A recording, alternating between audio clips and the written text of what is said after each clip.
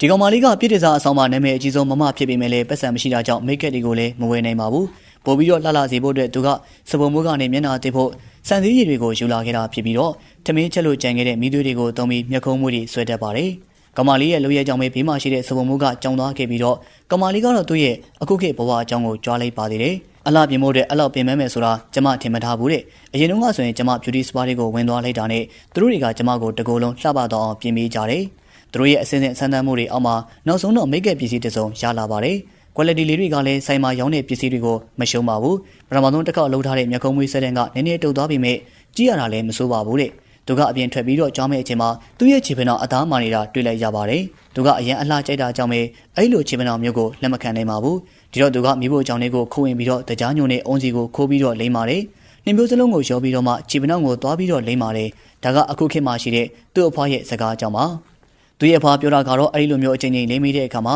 ခြေပနှောင်းရဲ့အသားကပြင်ပြီးတော့ပျော်သွားမှဖြစ်ပြီးဒါပေမဲ့သူလိမ့်တဲ့အချိန်မှာသူ့ကိုမုန်းတဲ့မမကတွေ့လိုက်ပါတယ်။မမကလည်းစေဆိုးပြီးတော့ပြန်လာတဲ့စပုံမူးစီကိုတိုင်လိုက်ပြီးစပုံမူးကလည်းအရန်ကိုနှမျောပြီးတော့အဲ့ဒီအရာတွေအရန်ဈေးကြီးတဲ့အကြောင်းပြောပြလိုက်ပါတယ်။ကောင်မလေးကတော့ဂီးမဆိုင်ပဲနဲ့နောက်ကျရင်ပြန်ဝင်ပေးမယ်လို့ဆိုပါတယ်။ဒါပေမဲ့စပုံမူးကနေအဲ့ဒီအရာတွေတပိတ်သားဆယ်ပတ်ဖို့ရှိပြီးယောက်ျား80ရောင်းတဲ့နေမှာပြန်ရမှာဆိုတဲ့အကြောင်းကြားလိုက်တဲ့အခါမှာတော့ကောင်မလေးကထိတ်လန့်လို့သွားပါတော့တယ်။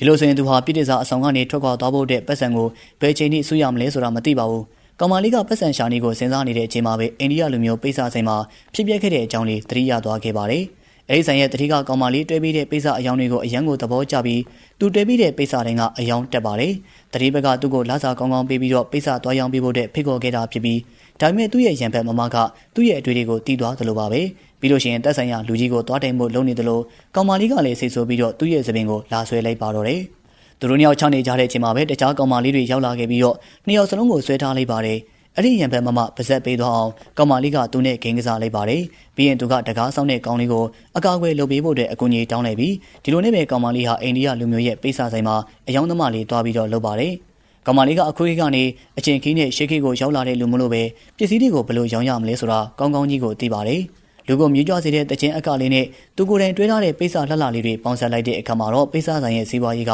တုံတို့ကိုတိုးတက်လို့သွားတာပါ။ကောင်မလေးမသိတာတခုကတော့သတိသားကလည်းသူ့ကိုအနောက်ကနေတိတ်တိတ်လေးကူညီပေးနေတာပဲဖြစ်ပါတယ်။သူမသုံးပြတဲ့ပိတ်စာတွေအများကြီးဝယ်ပြီးတော့မှကောင်မလေးရဲ့အယောင်ကိုအားပေးတာဖြစ်ပြီးတနေ့ကုန်ဈေးရောင်းပြီးတဲ့အခါမှာတော့ကောင်မလေးကပတ်စံအများကြီးရလာခဲ့ပါတယ်။သူလည်းကျေးဇူးမမေ့ပဲနဲ့သူ့ကိုကာပေးတဲ့အဆောင်ကောင်လေးကိုပတ်စံပေးလိုက်ပြီးနောက်နေ့လည်းထက်ကာပေးဖို့တဲ့ပြောဆိုလိုက်ပါသေးတယ်။ကောင်မလေးမသိတာကတော့တတိသားသူ့ကိုအရန်ကျူးဆိုင်တဲ့အတွက်တတိသားရဲ့သူတို့သမီးလောင်ကစိတ်ဆိုးလို့သွားတာပါ။သူတို့သမီးလောင်ကသူ့ရဲ့အနာဂတ်ယောဂမစီကိုသွားတိုင်ပြီးတတိသားအလွတ်မခံရအောင်ကောင်မလေးကိုတကူကူလုပ်ဖို့တိုင်ပင်ပါတယ်။သူတို့ကကောင်မလေးကိုကြောက်ချဖို့တဲ့စီစဉ်လိုက်ပါတယ်။ကိုရဲ့ကျမကိုကူပါအောင်ကျမရဲ့အိတ်ကိုသူများလှူသွားပြီ။နေကင်းကြောင်တော်မှာတောင်လူရက်တယ်နော်။မမရဲ့အဲ့လိုမကြီးပါနဲ့လား။အကြံစီတွေပေါ်သွားလိမ့်မယ်။ဟိုဘက်မှာနင့်ကိုခေါ်တဲ့လူရှိတယ်။ကျွန်တော်နဲ့လာခဲ့ပါလား။